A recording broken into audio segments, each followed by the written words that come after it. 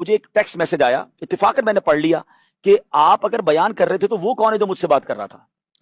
تو میں نے کہا معاملہ کیا ہے. پھر میں نے ان سے بات چیت شروع کی جنہوں نے مجھے میسج کیا. تو کہہ رہے ہیں آپ نے تو ہم سے روز رابطے میں ہوتے ہیں اور آج آپ لائیو تھے تو میں حیران ہوا کہ آپ لائیو بھی ہیں اور مجھ سے کوئی بات بھی کر رہا ہے. یعنی اس بندے سے چیٹر سے غلطی ہو گئی, ورنہ غلطی یہ نہ پکڑا جاتا. تو اب میں نے کہا کون باتیں کر رہا ہے آپ سے. تو انہوں نے ساری چیٹنگ بھیج دی اور وہ تو جناب 15-20 دن سے کانورسیشن چل رہی ہے.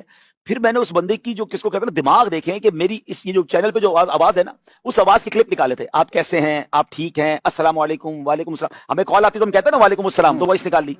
اب کیا ہوا, جو اس فیس بک پیج پہ سلام لکھتا تھا اس کو ڈائریکٹلی جواب میں میری آواز تھا. تو پہلی بار پہ بولڈ کر دیا نا کہ ڈائریکٹ عبدالحبیب سے رابطہ ہو گیا, آواز ہی آ گئی, وائس میں آ گئی. تو کنفرم بھی ہو گیا ان کو. اب بولے والے لوگ تھے, اب چل پڑی بات. اچھا وہ اتنا کمال آدمی تھا کہ وہ میری ہر ایکٹیویٹی کو چیک کر رہا تھا. آج میں نے کورنگی میں بیان کیا, بڑا تھک گیا ہوں, ابھی واپس بیان سے فارغ ہوں. تو وہ میرا بیان اس دن کورنگی میں تھا کیونکہ میرے پیج پہ لائیو ہوا تھا. یعنی وہ یہ دیکھتے تھے کہ یہ بیان ہوا اور یہ بندہ کہہ رہا ہے کہ میں بیان سے فارغ ہوا ہوں, میں آج جرمنی جا رہا ہوں, میں آج یورپ.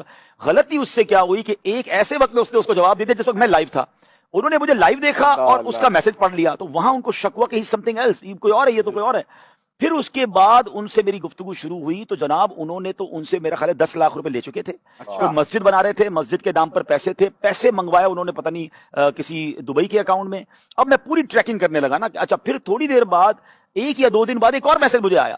وہ ایک اور ملک سے تھا, وہ کوئی اسلامی بہن تھی, ان اسلامی بہن سے بھی انہوں نے پیسے لے لیے. اچھا سب کو یہ بتاتا ہے کہ میں آپ کے لیے حضرت صاحب سے دعا کرواؤں گا اور آپ کے لیے یہ کروں گا, اور بس میں جناب آپ میرا ڈائریکٹ رابطہ ہو گیا.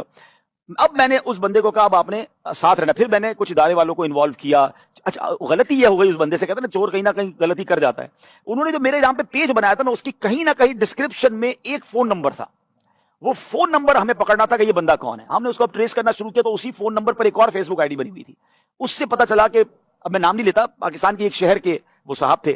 اب ان کے پیج کو ہم نے ٹریک کرنا شروع کیا تو پتا چل گیا, ہم پہنچ گئے کہ بندہ کون ہے جس نے یہ میرے نام کا پیج بنایا اور یہ ساری کہانی کر رہا ہے. پھر اس کے بعد کیا ہوا کہ ہم نے اس بندے کو اس طرح پلان کیا کہ وہ جو پیسے جس نے 10 لاکھ دیے تو اس نے مزید دینے تھے نا مسجد کے لیے. تو اس نے کہا میں نے 5 لاکھ روپے ریڈی کر لیے اور اس کو 5 لاکھ روپے کی نوٹوں کی تصویریں بھی بھیجی. لیکن حضرت عبدالحبیب بھائی اب آپ خود آئیے لینے کے لیے, اب میں دیدار بھی تو کروں نا آپ سے, آپ ہمارے گھر تو تشریف لائیں نا.